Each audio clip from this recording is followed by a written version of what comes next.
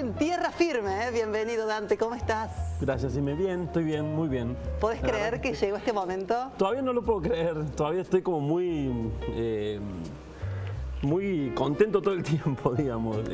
Así como he estado muy mal y angustiado mucho tiempo, desde hace muchos días que estoy muy contento, desde que llegué a Córdoba sobre todo, desde que llegué a Argentina, que llegué el 29 del mes pasado, y el 30 que llegué a Córdoba, estoy muy contento, pese a que me tuve que comer otra cuarentena más, ¿no? ¿Cuántas fueron? 4 fueron y un poquito más también. Dante, cuando uno sueña, la mayoría de las personas sueñan con estar en un crucero. Pero vos sabés Es el que yo deseo ni de siquiera muchas eso. personas. ¿Qué le dirías a esas personas hoy? No, a ver, si te gusta estar en un crucero, está bien. Yo ni siquiera soñaba con eso. Yo inclusive tuve que hacer un esfuerzo para subirme al crucero con el pretexto de ir a Malvinas. En realidad yo quería ir a Malvinas. Lo del crucero era una posibilidad que se daba, que simplificaba un poco las cosas. Es muy particular el deseo de querer estar en un crucero. Es como querer estar en un shopping. Es un lugar para mí, para mi idea personal, espantoso, ¿no? Me imagino. Es un lugar... no, pero digo, antes ya lo era, ahora lo confirmé. Es como estar en un lugar donde el consumo está a flor de piel, donde los 5 días que fue así, ¿no? Después ya todo cambió porque empezamos a ver que se complicaba la cosa. Pero es como vivir en un shopping donde todo el tiempo todo se consume y donde toda la gente está todo el tiempo intentando consumir. Dentro del barco hay casinos, venta de joyas, venta... Tenés que ir sí o sí con la tarjeta de crédito. Dante, en menos este yo marco, que iba invitado, claro, ¿no? ¿En qué momento te diste cuenta que ese shopping sobre el agua se había convertido en una pesadilla? ¿Cuál fue el momento que dijiste, esto es complicado? Mira, yo me di cuenta cuando subimos al barco después de Malvinas. El día 13 nos enteramos que, porque a todo esto no había buena internet, o sea que quedábamos aislados de información, era muy poco lo que recibíamos de datos ciertos, y me enteré que, que los vecinos de Ushuaia no habían permitido que un barco con pasajeros chinos bajara a hacer turismo en Ushuaia. Cuando yo vi eso, dije, esto se nos complica, y fui a buscar a los otros argentinos que estaban en el barco, y de los que estábamos ahí, que éramos 11, después terminamos siendo 11, solo 2 me prestaron atención, el matrimonio Henning. Y ellos se animaron a firmar conmigo la primera carta dirigida a Cancillería pidiendo que tuvieran en cuenta nuestra situación. Ya ahí yo intuí que se venía, y eso es una de las cosas que me hizo pasarla tan mal, digamos. Todo el tiempo yo intuía que la cosa se iba complicando y que no iba a haber una resolución. ¿Y cómo transitabas el día a día con un enorme signo de interrogación? Porque no era que te decían, che, el 1 de abril volvés. Es muy angustiante eso, digamos, es estar en un lugar donde no tenés libertad de movimiento, sobre todo el tiempo en el que estábamos en las cabinas de 3 metros cuadrados, que era un lugar espantoso. Además yo dormía en una cabina que era como un nicho, mi techo era el piso de la enfermería, que nosotros no sabíamos en ese momento que ya había enfermos, que ya había personas internadas y que en esa enfermería después iban a morir 5 personas. Eso no lo sabíamos, lo fuimos descubriendo, pero ya era muy difícil y muy angustiante. Y la falta de definiciones era muy difícil porque además era muy oscura la manera en que se desinformaba. En 4 oportunidades a nosotros nos hicieron armar las mochilas o las valijas para irnos. Y en las 4 oportunidades, en realidad fueron 5, eso se cayó. O sea que entre la información falsa que nos daban y la no información que sufríamos, era una situación muy compleja. Ahora, Dante, te decía, ¿no? Recién, ¿en qué momento te diste cuenta que era complicada la situación y en qué momento humanamente te quebraste? Decís, ya no puedo más, me tiro, me pongo un salvavidas y voy nadando no sé a dónde. Mira, hay una... La verdad es que no lo sé. Hubo varios momentos. Yo te puedo decir que... El peor momento, que hoy estando acá tomando un cafecito relajado cerca de tu familia en tu casa decís... El peor momento fue el último, pero también te quiero decir que el primer peor momento fue ese día 14 de marzo y dije... Yo no la puedo volver a pasar tan mal. Y 2 días después la pasé peor. Y 2 días después la pasé peor. Y así iba creciendo. Entonces, el último momento que fue cuando nos trasladaron en unos tender, que le llaman tender a unos barquitos chiquitos que son como catamaranes, donde nos llevaron de un barco, el Rotterdam, a otro barco, el Princesa del Caribe. Cuando hicieron ese traslado, que fueron 40 minutos de viaje, que el tender se metía abajo de las olas, que llovía, porque el descuido que había para la gente era una cosa violenta. Qué Gente pesadilla. llorando, gente vomitando. Después de esa situación nos metieron en unas habitaciones que eran horribles y además nos dejaron sin comunicación durante 36 horas. Ese momento, es el que yo recuerdo como el peor. Ahora, también me pasó que después de ese momento algo me ocurrió que yo empecé a ver ya el panorama, ante la desesperación que fue ese traslado, ya me pareció un poco más sensato la idea de ir en barco hasta Argentina, o en realidad hasta Brasil, que era la última propuesta antes del aeropuerto y del avión que tomamos, que era salir en un barco que iba a llegar el 28 de mayo a Brasil, a Fortaleza o Río de Janeiro, y de ahí prometían llevarnos en algún avión hasta Buenos Aires. Esa posibilidad, que era una locura antes, después de ese momento tan difícil, me empezó a aparecer. Apareció la luz. ¿Cuál es el lugar que odiaste de ese crucero? Que vos te levantabas cada día de esos 53 y decías, no lo quiero ver más. Un espacio, una persona, Es muy loco, odiaste porque el agua, odiaste el mar, es muy odiaste loco. ver la nada misma. Lo que odié especialmente es la lógica de las empresas multinacionales del primer mundo, ¿no? No, pero algo más tangible. Vos decías, no lo quiero ver más. No, Esta cama no le quiero ver lo que más. pasa es que eso se ve en muchas cosas. Un capitán que te habla, una voz que vos escuchás en la habitación que te habla en inglés. Como un presidente, máxima más autoridad. como un dios, más que como un presidente. Yo pedí por favor que me hablaron en castellano porque yo no hablaba inglés y una persona que estaba hablándome en inglés cambió su voz y me dijo en castellano, eso no va a pasar porque esta es una empresa americana, y volvió a hablar en inglés y nunca más me habló en castellano.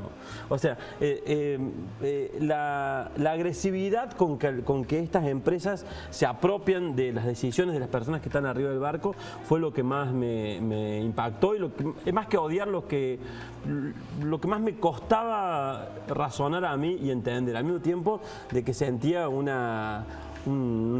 empecé a valorar cosas que yo siempre valoro de este país y del trato y de cómo nos relacionamos. La cuestión cálida. Ahora te digo, en estos momentos donde si esto es una pesadilla, no se acaba más, tengo un enorme signo de pregunta. ¿En qué te sostenías? Porque no sos una persona única, tenés a tu familia, tenés Sí. a tus hijos chiquititos, uno muy pequeñito. Sí. ¿Cómo hacías para ser un papá? Mira, Alejado, la verdad es que los sin chicos me certezas. ayudaron más a mí que yo a ellos, digamos. ¿Por qué? Qué sé yo, Juanita, mi hija, me pedía que la ayudara con la tarea y para mí era una cosa salvadora. Ahora, el tema es que me quedaba sin internet y me dejaban sin internet 2 días o 3 días y yo no tenía cómo comunicarme. Iñaki me mandaba dibujos y para mí era maravilloso. Faustino me mandaba audios.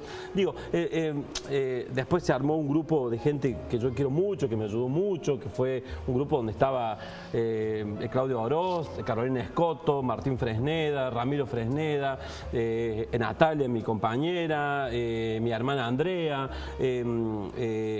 Lucas Alonso, Martín Dr. Francesco, nuestro compañero, Federico Nancer. Ese grupo que armó un grupo de WhatsApp que era Repatriación Dante. De autoayuda para vos. No de autoayuda, ellos hablaban y filtraban lo que me llegaba a mí, porque Claro. era muy difícil la información que me llegaba a mí.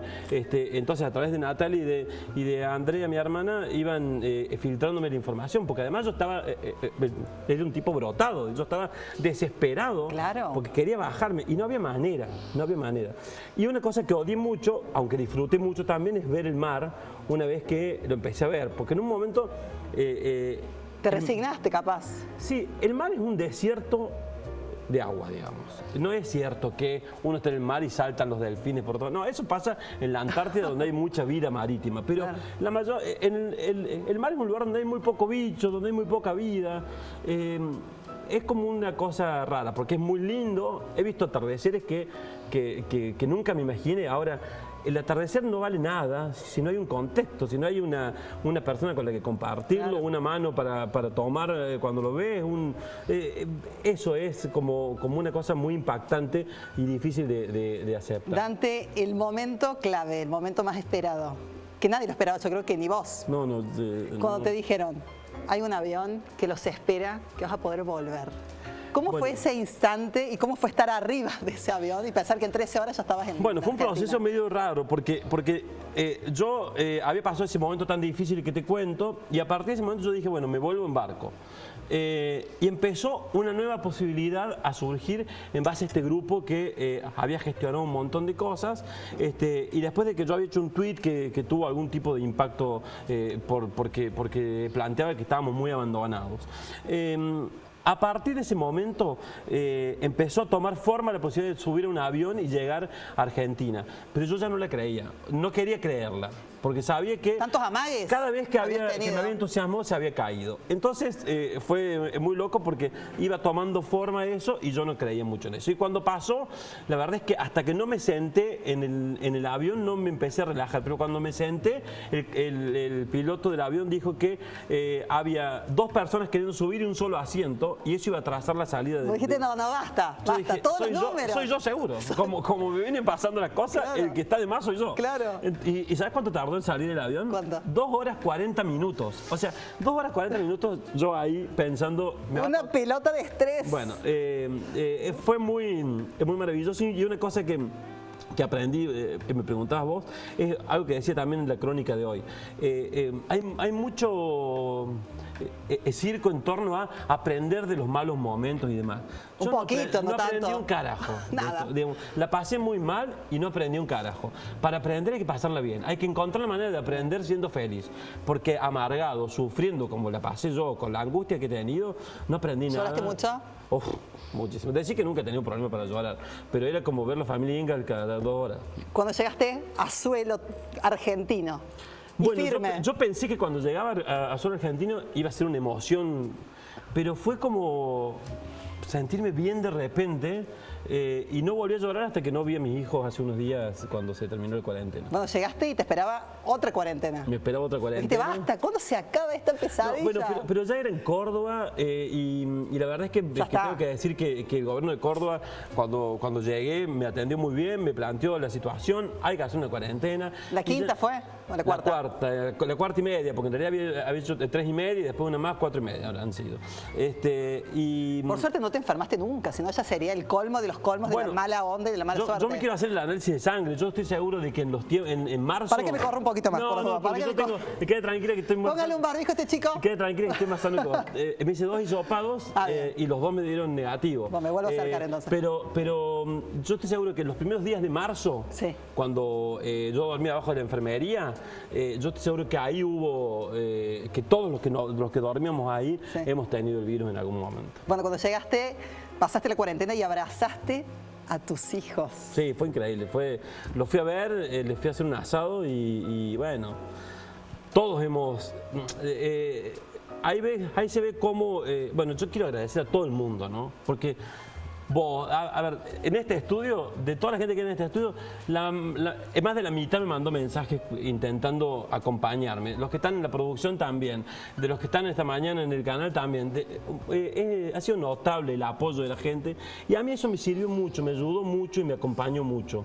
La verdad es que cuando llegué y los abracé a los chicos, me di cuenta de que todos habíamos hecho un esfuerzo por bancar esa situación, ¿no? Mi ex mujer, Paula, ellos bancando ahí, mi vieja, mi hermana, bueno, todos ellos también hicieron todo un proceso con los primos para bancar esa situación. ¿Qué es lo que valoras en este día a día?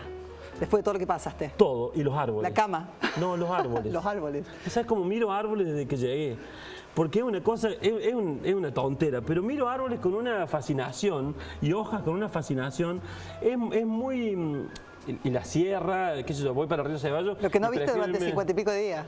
Claro, pero además, qué sé yo, inclusive la manera que te relacionas con la gente acá es muy particular.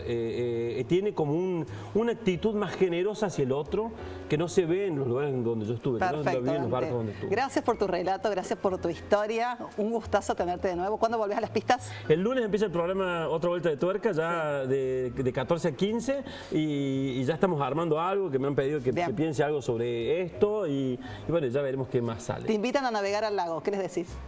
A nadie le invito, a nadie voy, no voy con nadie a navegar, no nada. Ni un barquito. Es más, no sé si me meto en una pileta. Nunca más. No, es muy... Calculo que se me pasará, pero el estrés postraumático que Post-agua. tengo. Veo un barquito y me pongo loco. Bueno, bienvenido y me alegro que esta historia haya tenido un final feliz. Muchas gracias. Bueno, Dante Leguizamón en Tierra Firme en los CSRT el lunes vuelve a las pistas, vuelve a trabajar y por supuesto lo podrán escuchar. Recordame la hora. De 14 a 15 en AM 580. Buenísimo. Seguimos en la Crónica Central. Corte chiquitito y ya venimos con más. Yo volveré.